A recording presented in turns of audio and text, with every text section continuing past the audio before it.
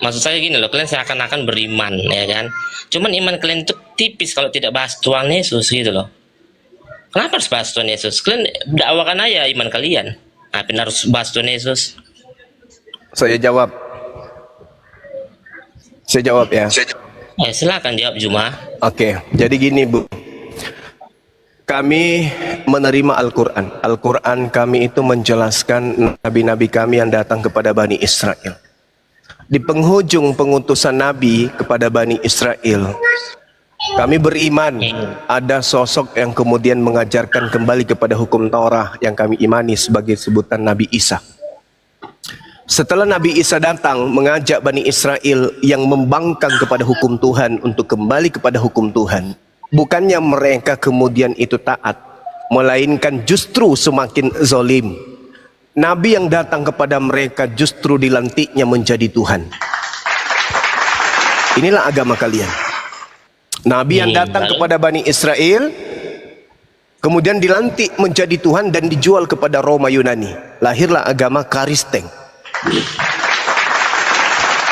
Selidik punya selidik, ternyata yang merubah firman Tuhan yang datang kepada Bani Israel itu secara konsep namanya Paulus. Dan itu diuraikan, dijelaskan, disampaikan juga di dalam kitabmu sendiri. Seperti yang diterangkan tadi, Paulus adalah penyakit sampar yang menyesatkan semua orang dunia beradab. Kisah Para Rasul 24 nomor 5. Kemudian Yesus sendiri mengajarkan dirinya di dalam kitabmu bahwa dia itu utusan Tuhan. Dia harus dikenal sebagai utusan tok, bukan dikenal sebagai Tuhan. Sedangkan agamamu mengajarkan bahwa Tuhannya Bani Israel itu berubah menjadi manusia, berinkarnasi menjadi manusia yang mati dibunuh oleh tentara Romawi. Kalau itu Anda bungkus sendiri, Anda telan sendiri, tak ada masalah. Tak ada masalah. Toh orang Yahudi dalam hal ini praktisi Taurat tidak keberatan terjemahan kitabnya kalian obok-obok. Karena cuma terjemahan, bukan firman Tuhan. Nah, yang menjadi masalah ketika agama kalian dibawa oleh penjajah Barat masuk ke Nusantara ini, terjemahannya mengambil istilah-istilah di dalam Al-Quran. Itulah yang menyebabkan kami menjelaskan yang benar agar orang Indonesia yang tidak memahami tentang Bible itu bisa tahu bahwa ternyata Bible itu bukan firman Tuhan, tetapi hanya perkataan manusia yang mengatasnamakan Tuhannya Yahudi dan mengatasnamakan Tuhannya umat Islam.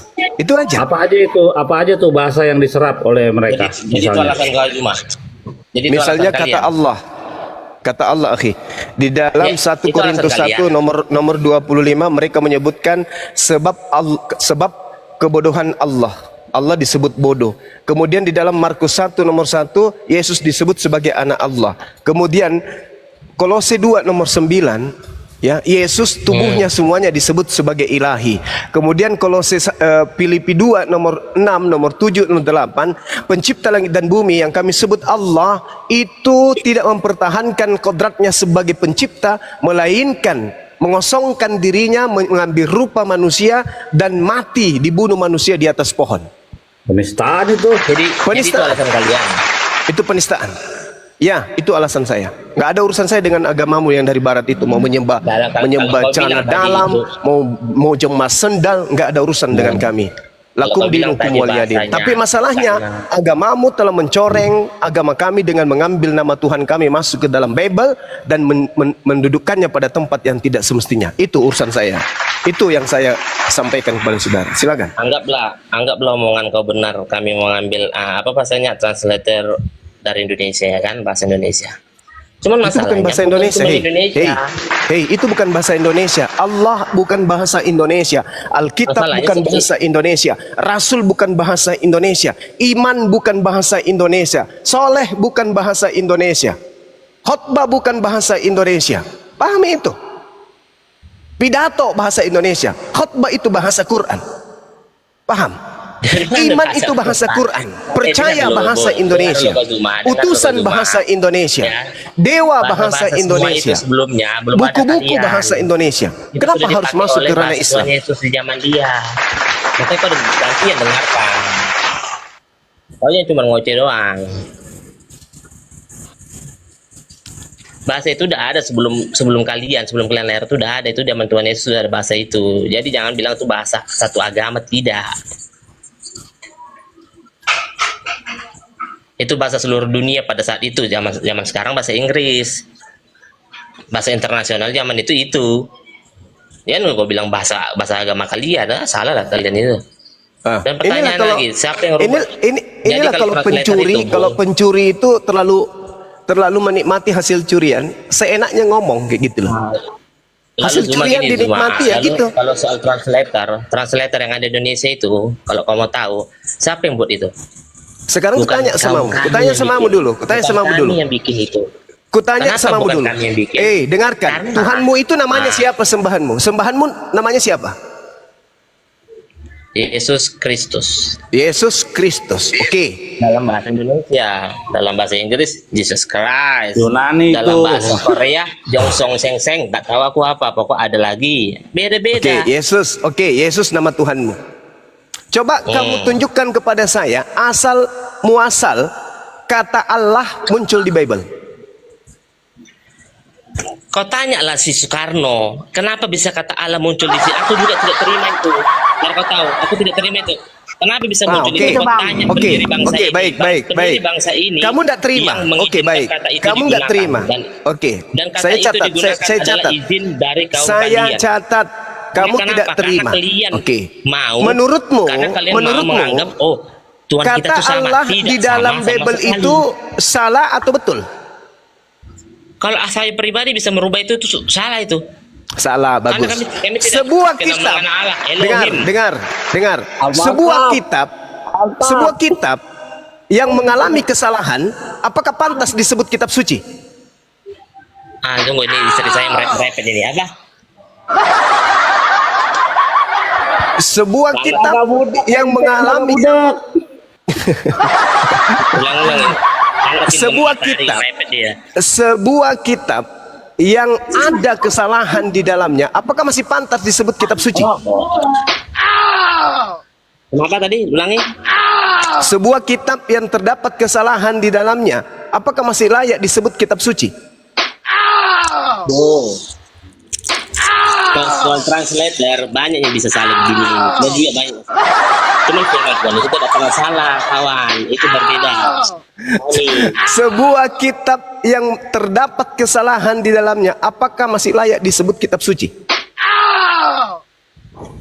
Kalau kesalahannya tidaklah, kecuali merubah firman Tuhan. Juga tidak merubah firman Tuhan. Tidak merubah firman Tuhan. Pada Tuhan. Tidak merubah firman Tuhan. Tapi kalian tidak terima. Oke. Anda mengatakan tidak merubah firman Tuhan. Sebenarnya nggak terima.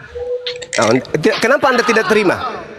Harusnya bahasa dari sono lah, istilahnya kan itu kata Allah itu kan bahasa untuk menyebutkan sang pencipta. Berarti sang pencipta kita dzaman dulu orang Abraham menyebut Elohim atau El Shaddai, ya udah pakai itu aja. Kenapa harus merubah pakai bahasa Allah?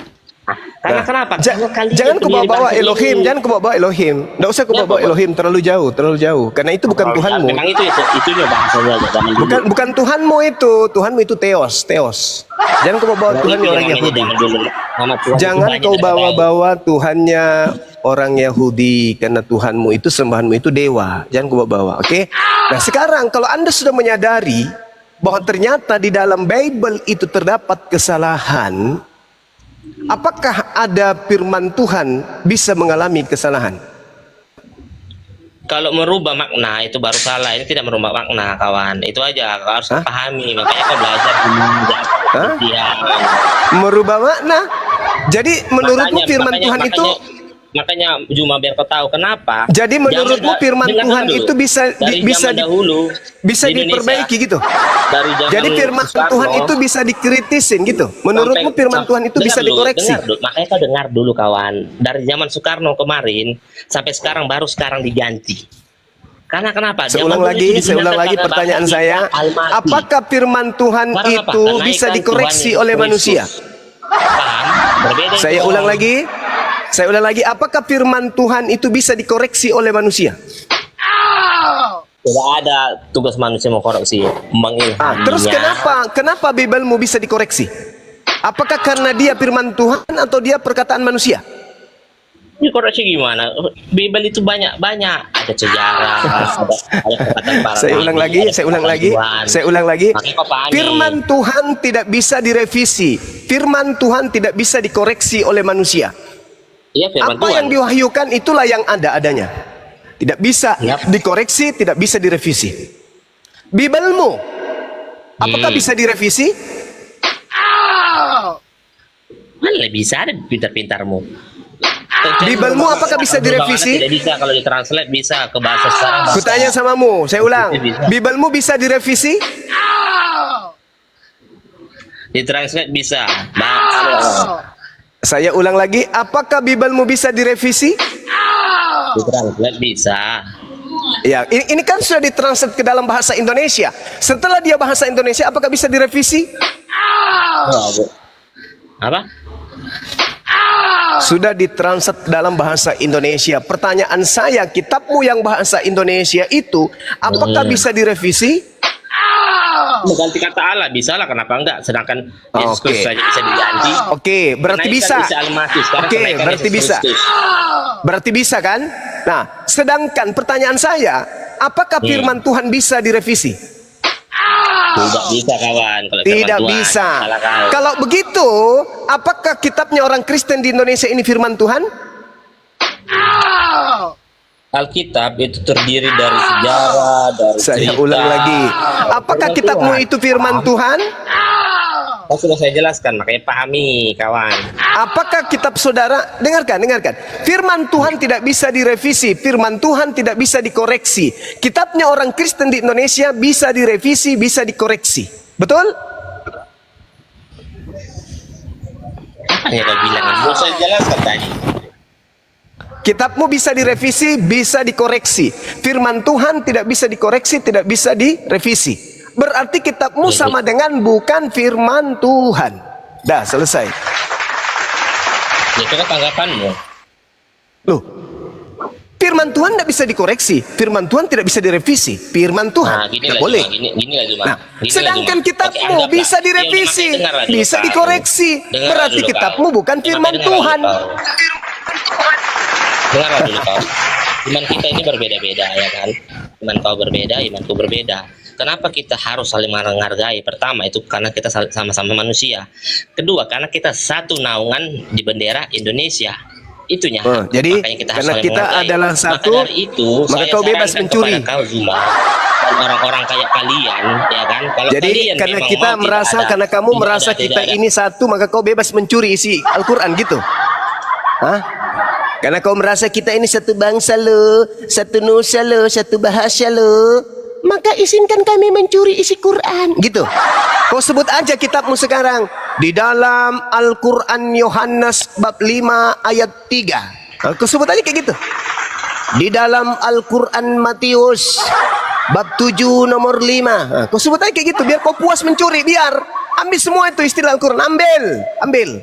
Kalau perlu gerejamu kau ganti namanya.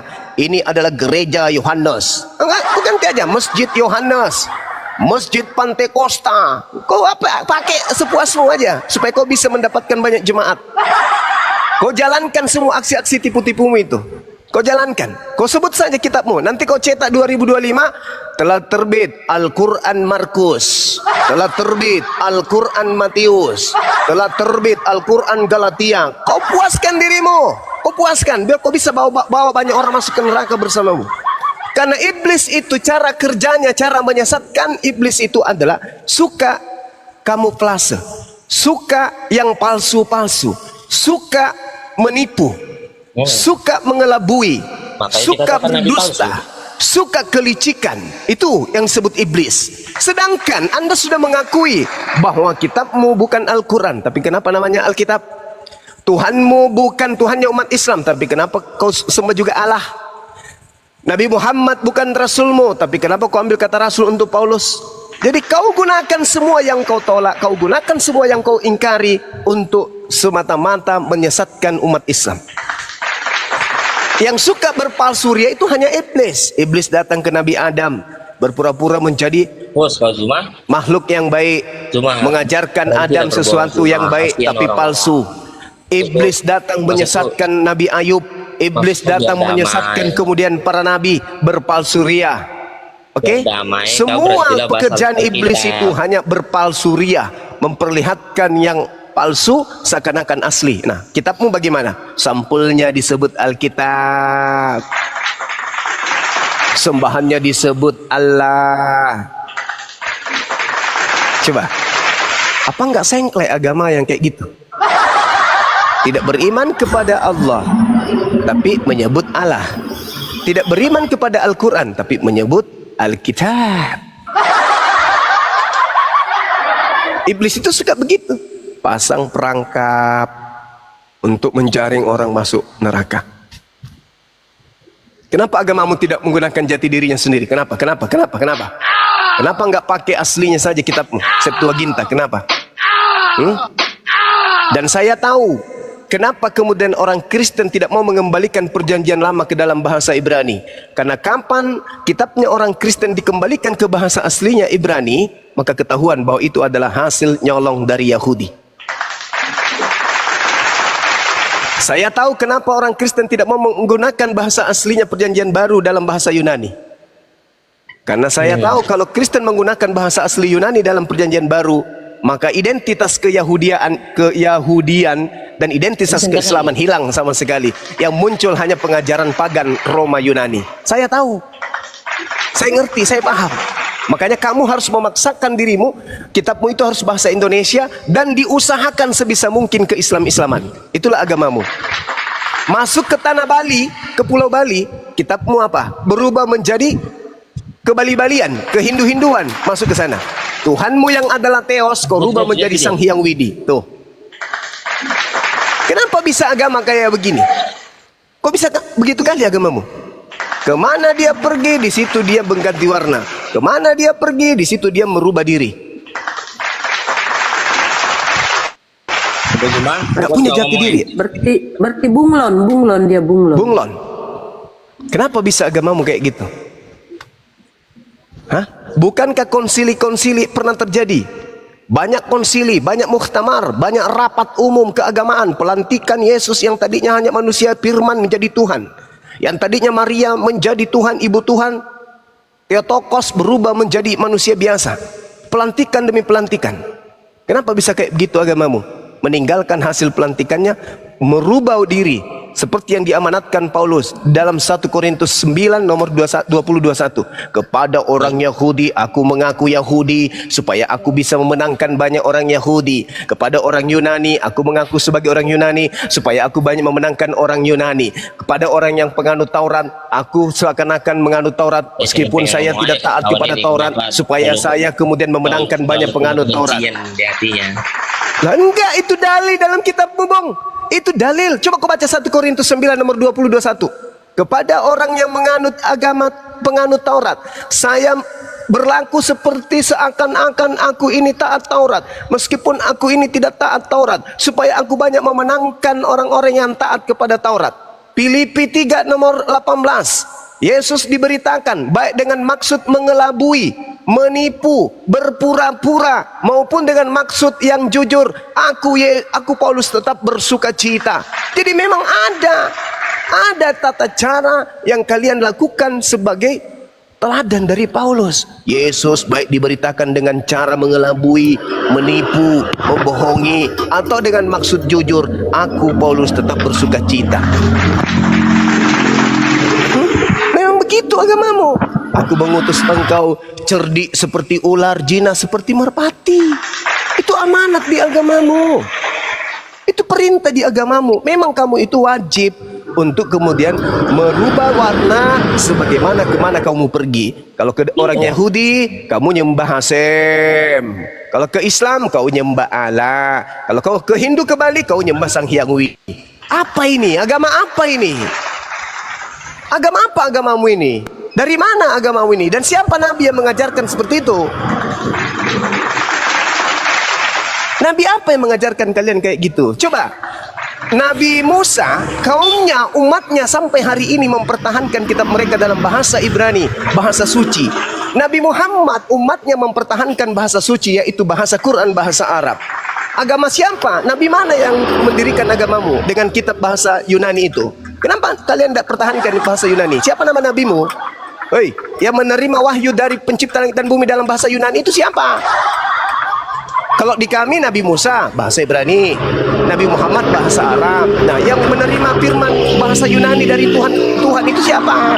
Nabi siapa namanya? Nabi Luga. Siapa nama nabimu yang menerima firman dalam bahasa Yunani? Siapa? Udah puas kau semua. Hah? Siapa nama nabi yang bahasa Alkitab? Siap, itu Alkitab lagi kan? Lebih fasih mulutmu mengucapkan kata Alkitab daripada biblos. Kau tinggalkan kitabmu sendiri, nyebut namanya kitabnya umat Islam. Yang disebut Alkitab itu ada 4. Yang pertama Torah, yang kedua Mazmur atau Zabur, yang ketiga adalah Injil, yang keempat adalah Al-Quran. Biblos, surah-surah Paulus itu bukan Alkitab, tapi Tabiblos, Tabiblia. Kenapa sih? Hei, agamamu gitu kali. Hei, kenapa agamamu kayak gitu kali? Hei, kenapa agamamu gitu kali? Udah banyak kasihkan duit memang udahlah. Hei, agamamu kenapa gitu kali? Tuhan kau palsukan, kitab kau palsukan. Kenapa kayak gitu kali? Keluaran 20 nomor 3, jangan ada ilah lain di hadapanku. Kristen tiba-tiba muncul, inilah Tuhan kita, Yesus Kristus anak Maria. Kenapa kok bikin ilah baru? Tidak cukup itu Tuhannya Bani Israel, membuktikan ketuhanannya. Laut terbelah, bla bla bla bla bla, nggak cukup itu. Bukti keberadaan Tuhan pencipta, nggak cukup. Sampai kau harus menciptakan manusia, Tuhan menjadi manusia juga. Hah? Gak puas dengan Tuhan yang sudah menciptakan alam begini sempurna. Sampai-sampai kau masih kekurangan Tuhan. Pakai Tuhan cadangan dari bentuk manusia. Ada lagi Tuhan cadangan berbentuk burung merpati. Gak puas kalian. Dengan satu Tuhan kalian gak puas. Iya. Karena perintah Tuhan gak cukup. Orang yang salah kepada Tuhan. Tidak cukupkah dengan Tuhannya Abraham saja? Tidakkah cukup dengan Tuhannya Abraham saja kita sembah, pencipta langit dan bumi? Tuhan yang maha suci lagi maha tinggi itu apa nggak cukup? Kenapa kamu harus menjadikan anak orang jadi Tuhan juga? Hei, burung merpati pun kau bawa-bawa jadi Tuhan. Kalian ini kenapa sih? Tuhan sudah memberikan bukti alam semesta ini, bukti keberadaan Tuhan. Bukan cuma segitu, Tuhan yang maha suci mengutus para nabi-nabinya. Ada Nabi Abraham, ada Nabi Musa, ada Nabi Daud, Salomo. Terus nggak cukup itu rupanya. Kalau begitu ngapain kau batasi Tuhanmu 3? Di dalam Wahyu 5 nomor 6 ada 7 Tuhannya Kristen yang diutus ke bumi. Lu mau apa? Wahyu 5 nomor 7, Wahyu 5 nomor 6. Inilah ke-7 Tuhan Kristen yang diutus ke bumi. Bertanduk 7, bermata 7. Sebenarnya kalau kau memang nggak puas-puas kalian itu, nggak puas. Bayangkan ya, pencipta langit dan bumi turun ke atas muka bumi misalnya nih, kalaupun Anda memaksakan ajaran pagan Tuhan harus turun ke bumi, ya turunlah dia sebagai pahlawan, memimpin peperangan, menghancurkan kemusyrikan, menghancurkan kemudian kemaksiatan. Iya kan? Tuhan turun dengan kegagahannya yang maha perkasa, memimpin perang, mengamankan dunia, memimpin kemudian orang-orang yang memperjuangkan kebenaran. Itu kalau Tuhan mau jadi pagan, menjadi manusia, Tuhan itu harus begitu harusnya. Kalau kau pingin kali Tuhan itu turun jadi manusia, harusnya dia jadi hebat, kayak Hercules, ya kan? Kayak siapa? Tarsan. Nah, kayak gitu. Ini kau imani Tuhan datang ke bumi bukannya mau jagoan, malah mati. mati dipantek sama orang Roma. Kenapa kayak gini kali kau punya agama? Hah? Untuk dosa kau, kampret. Saya tidak ada urusan sebenarnya dengan Tuhanmu, nggak ada urusan dengan sembahanmu, nggak ada. Tapi ketika kau nyenggol-nyenggol Tuhan kami umat Islam, kami juga harus bicara dong bahwa Allah kami tidak mungkin seperti yang kau imani. Paham? Paham ya? Saudara Tobing ya? Nah, jadi kau pelajari itu Keluaran 23, jangan ada Tuhan lain di hadapanku. Terus kenapa Kristen membentuk Tuhan baru dari yang keluar dari rahimnya manusia? Silakan.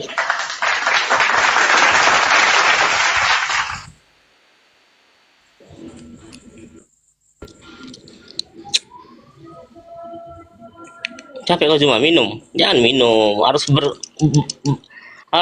Enggak, menggebu-gebu itu kalau menyembah Tuhan. selesaikan tugasmu. Selesaikan tugasmu. Jangan ada Tuhan lain di hadapanku. Kenapa Kristen nongol kemudian membuat Tuhan baru dalam bentuk manusia dan burung merpati? Itu selesaikan itu. Untuk menebus dosamu, cuma dosamu itu tak ada ampunannya. Makanya Hei, Tuhan mengatakan di dalam Imamat 1 nomor 2, katakan kepada orang Israel, apabila mereka hendak mempersembahkan persembahan kepada Tuhan, hendaklah mereka mempersembahkan hewan ternak, yaitu domba, lembu, sapi, kambing. Tuh, ada Tuhan mengatakan hendaklah kalian persembahkan anak orang. Itu sudah dilakukan zaman dahulu, tapi manusia masih bebal. Enggak ada. Menurut kitabmu, Yohanes 11 nomor 45 sampai nomor 50. Di kolong langit bumi manapun, menurut kitabmu, orang-orang Yahudi menyerahkan Yesus untuk disalib bukan karena dosa, tetapi menyerahkan Yesus untuk disalib karena orang-orang Yahudi pada saat itu takut bangsanya dan tempat sucinya dirampas oleh orang Romawi. Baca Yohanes 11 nomor 45 sampai nomor 56. Untuk itulah Yesus mati agar kita bisa tidak diambil bangsa kita.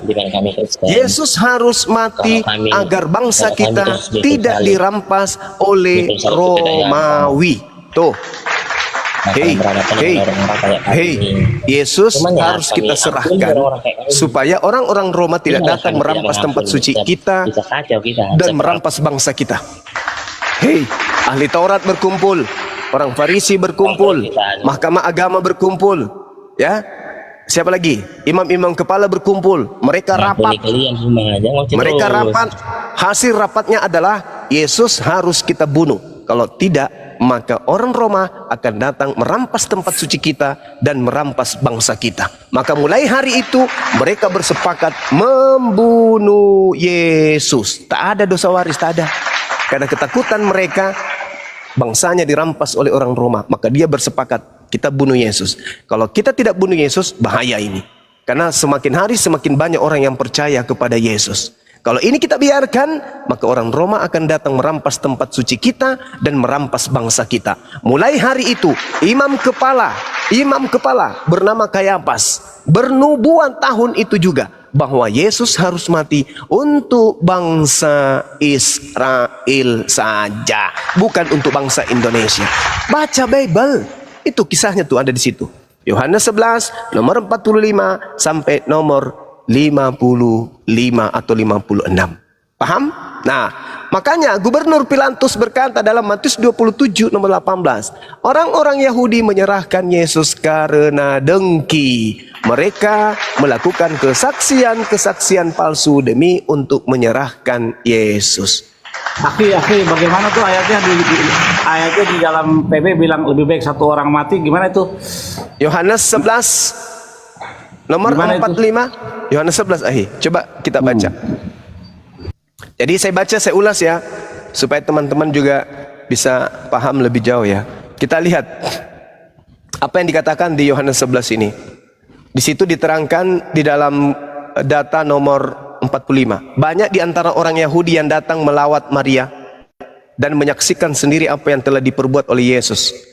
Mereka percaya kepada Yesus, tetapi ada yang pergi kemudian kepada orang-orang Farisi, melapor, menceritakan kepada orang Farisi apa yang telah diperbuat oleh Yesus di tengah-tengah mereka. Lalu imam-imam kepala dan orang-orang Farisi memanggil mahkamah agama untuk berkumpul, dan mereka berkata, apakah yang harus kita perbuat? Sebab Yesus ini telah membuat banyak mukjizat. Apabila kita biarkan Yesus, maka semua orang akan percaya kepadanya, dan orang-orang Roma akan datang dan akan merampas tempat suci dan bangsa kita. Tetapi seseorang di antara mereka, yaitu Kayafas, sebagai imam besar pada tahun itu, berkata kepada mereka, kamu tidak tahu apa-apa dan kamu tidak insaf bahwa lebih berguna bagimu jika satu orang mati, yaitu Yesus, untuk bangsa kita, daripada seluruh bangsa kita ini binasa. Hal itu dikatakannya bukan dari dirinya sendiri, tetapi sebagai imam besar pada tahun itu, Kayafas bernubuat bahwa Yesus akan mati untuk bangsa itu. Oh, berarti nubuatannya itu ada di dalam kitab Perjanjian Baru ternyata. Ya, bukan di dalam Perjanjian Lama. Oh, pantes. Oh, baru tahu tuh saya. Terus hal itu dikatakannya bukan dari dirinya sendiri, tetapi sebagai imam besar pada tahun itu, dia bernubuat bahwa Yesus akan mati untuk bangsa itu, dan bukan untuk bangsa itu saja, tetapi juga untuk mengumpulkan dan mempersatukan anak-anak Tuhan yang bercerai-berai. Mulai hari itu mereka sepakat untuk membunuh Yesus. Karena itu Yesus tidak lagi tampil di muka umum di antara orang-orang Yahudi, melainkan Yesus berangkat dari situ ke daerah dekat padang gurun ke sebuah kota yang bernama Efraim, dan di situ Yesus tinggal bersama-sama dengan muridnya. Pada waktu itu hari raya Paskah, orang-orang Yahudi sudah dekat, dan banyak orang dari negeri itu berangkat ke Yerusalem untuk mensucikan diri sebelum Paskah itu. Mereka mencari Yesus.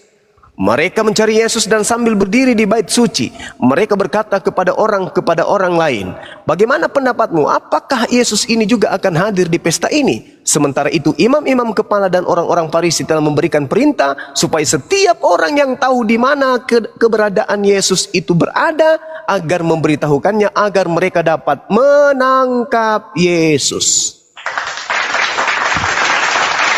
Jadi jangan kau cari-cari nubuat di kitabnya orang Yahudi tentang mati, nebus dosa. Jangan kau bawa-bawa Yesaya 53, jangan. Jangan kau bawa-bawa Yesaya 9, jangan. Kau memalukan. Ada nubuat di kitabmu sendiri. Imam kepala Kayafas bernubuat tahun itu juga bahwa Yesus harus mati untuk bangsa itu. Makanya harusnya ada kitab siapa tadi, Kayafas 5 ayat 1 gitu. Aduh, teman-teman. Assalamualaikum warahmatullahi wabarakatuh. Waalaikumsalam warahmatullahi wabarakatuh. Dari sekte mana, Bang? Alhamdulillah. Kita siap, Bang. Oh, dari Siak. Sekte Siak. Lanjut, Bang. Lanjut. Lanjut. Yang tadi di semua diskusi kita ini, dialog kita ini, yang paling menyeramkan itu tadi tentang Talmud itu. Wah, ngeri. Jadi kalau di kitab terpenting pada Yahudi ya, kitab terpenting. iya, sama seperti kita kitab fikih. Bagaimana kita bisa menjalankan syariat Islam kalau tidak ada kitab fikih? Gimana kita mau sholat? Bagaimana kita mau wudhu? Bagaimana kita mau haji? Bagaimana kita puasa? Bagaimana kita mandi tahir kalau tidak ada kitab fikih? Nah, sama Talmud juga itu adalah fikihnya saudara Yahudi. Karena Talmud inilah yang menguraikan isi daripada kitab Tanakh. Bagaimana cara mereka beribadah, bagaimana cara mereka berhubungan dengan manusia, bagaimana tata mereka kemudian dalam prosesi ibadah, itu diatur di situ. Begitu juga kitab fikih.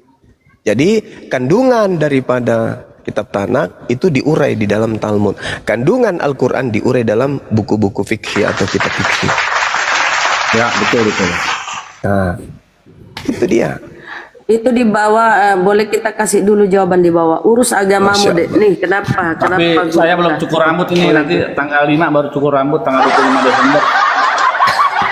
Jadi, tanggal 25 saya mau cukur rambut nih. Karena udah Cukur we, gondrong. Iya, nanti tanggal 25 Desember. Nanti aku dilaporin bilang begitu, Bang Billy. Ya enggak lah, cukur tanggal 25 Desember kan boleh. Boleh. Izin Tapi bayar. Kalau cukur bayar. Jangan sampai nggak dibayar, nanti demo. izin saudaraku menanggapi di bawah ini ya, teriak-teriak dia urus agamamu. Nah, kenapa Gurunda tadi pun mengatakan bahwa udahlah masing-masing. Nah, kenapa Gurunda itu atau kami semua ada di sini? Nah, Ini kita misi sedang mengurus agama misionaris. kita ini. Ini Pak D ini dia sudah kiri kanan. Salam satu tubuh Kristus, saudara terkasih sebangsa dan setanah di Indonesia. Salam Indonesia biar semakin diberkati oleh Tuhan Yesus. Saudara terkasih dalam Tuhan, petang hari ini saya berada di desa Bangsal Ujung, Kabupaten Kepulauan Karimun Ujung, Provinsi Kepulauan Riau. Ini desa sangat jauh sekali, saudara. Baru ada listrik, baru masuk. Jalan masih sangat sederhana. Tapi jiwa-jiwa di sini punya kerinduan dan punya hati untuk mengenal Tuhan. Ada dan musik melayani itu Tuhan. Bunda Rahma, nanti kena Jadi copyright di saudaraku, saya YouTube. sungguh bersuka cita berada di ladang misi jauh dari perkotaan. Bentar, amanat agungnya jauh dari dengar. hiruk pikuk modernisasi, melihat jiwa-jiwa yang haus dan lapar akan Tuhan. Dan kita boleh melayani banyak orang untuk percaya kepada Tuhan. Jadi mari kita jaga hati, jaga hati. Kurang Dan jaga ajar ini kepada pakai Tuhan. seragam. Salam. Waduh, bener-bener serigala berburu domba ini. Salam. Jadi itu amanat agung, kerjakan amanat agung. Tuh, itu Tapi jangan penampilan Ustaz, penampilan berbulu domba serigala itu. Iya betul lah, itulah mereka penyamarannya, bunglon. Kristen itu MLM paling tinggi Bunda, paling menjanjikan. Modalin kesehatan, modalin Indomie, nanti tinggal panen perpuluhannya.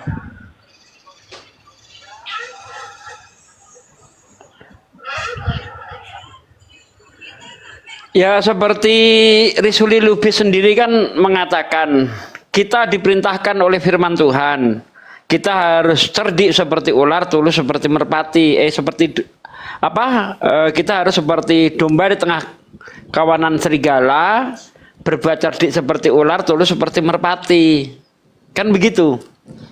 Padahal kan ular itu adalah lambang iblis. Iblis, Ya. memang orang Kristen ya diperintahkan untuk seperti iblis mereka. Bagaimana mengelabui itu tadi, seperti yang dikatakan Akhi Juma di dalam Matius 10 ayat 16, lihat aku mengutus kamu seperti domba di tengah kawanan serigala, berbuatlah cerdik seperti ular, tulus seperti merpati. Nah, ular itu lambang iblis dalam Bible. Berarti orang Kristen itu disuruh licik sebagaimana iblis kan? Ini ada Kristennya enggak nih? Itu kita sapa Dr. Jimbe. Assalamualaikum, selamat siang. Waalaikumsalam. Aku Muslim sebenarnya tadi pengen kasih saran aja buat Bang Zuma sama teman-teman. Bunda bukan pengen menanggapi. Silakan. Apa tuh Bang? Kalau menurut aku kan kadang kalau ada OT naik itu kadang dominannya Bang Zuma tinggi banget, jadi terkesan kayak seolah-olah kita nggak ngasih mereka kesempatan bicara. Tapi begitupun sebaliknya juga Bunda, kalau dia kurang akademis, ngomong seenaknya, nggak ada data, mending langsung ditendang aja. Bisa karena ya kalau jawab, begitu kita bisa jawab, diputar-putar pertanyaannya ke yang lain. Begitu bisa dijawab lagi, putar lagi, nanti ketawaan yang tadi. Kita akademis aja, gampang ngelawannya kok. Nah sayangnya Kristennya nggak bisa diajak akademis Bang.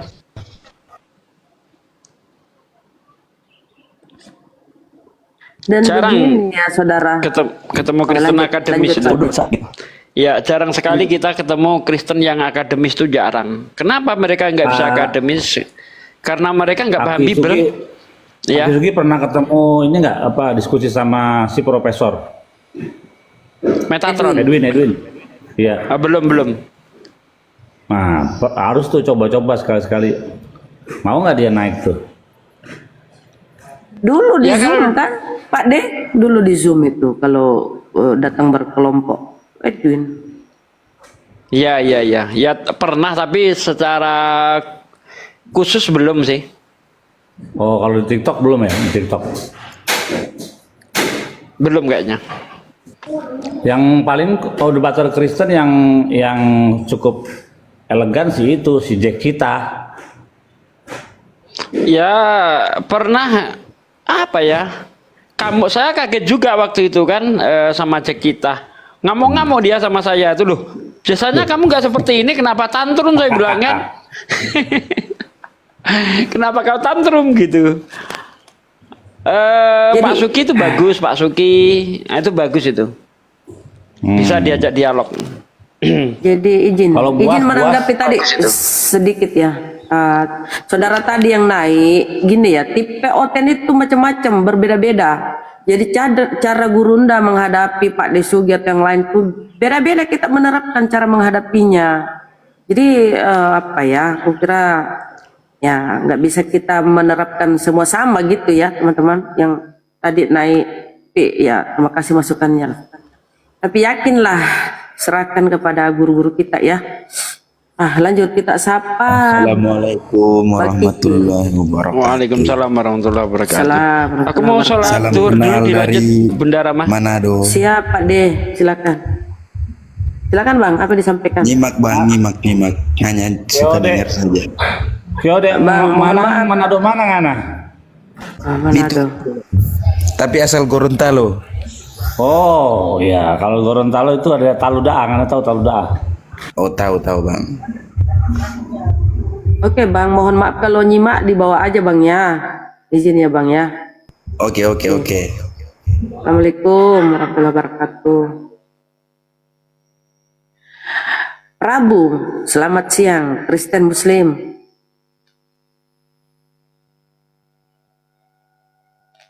Halo Prabu, Kristen Muslim. Aduh, ternyata Prabu ini kurang begitu bagus pendengarannya. Baiklah kita turunkan ya, saudara ya. Yang Kristen dulu ya, saudara-saudara ya, Kristen dulu naik. Ayo, yang Kristen.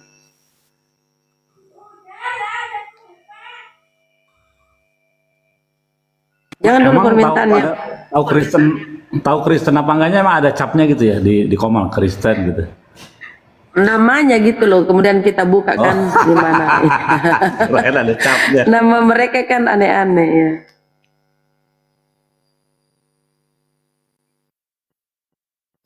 Ayo teman-teman, permintaan Kristen dulu ya. Gurunda lagi sholat. Cuma Pak D debator sholat. senior doang yang bisa membedakan. Cuman debator senior doang yang bisa membedakan ini Oten atau bukan. Lewat nama-namanya. Sebenarnya gampang Bang Billy ngebedainnya Bang Billy. Walaupun dia pakai nama Muslim tapi akan tetap ketahuan bahwa dia itu Kristen. Kalau naik langsung keteknya itu bau B2, wah ini Kristen, udah. Nggak usah pakai salam, nggak usah apa, langsung ini Kristen nih. Bisa dicium ya, bisa tembus. Bisa dicium. Kalau naik roomnya bau B2 gitu keteknya, wah udah ini Kristen nih. Ada aja. Kalau nggak sempat dicium, siapa juga mau cium?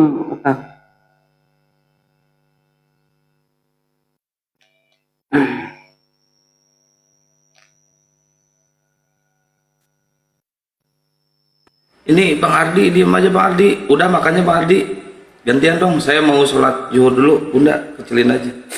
Silakan. Ini belum ada juga permintaan yang Oten ya, saudaraku ya. Yang Muslim janganlah dulu.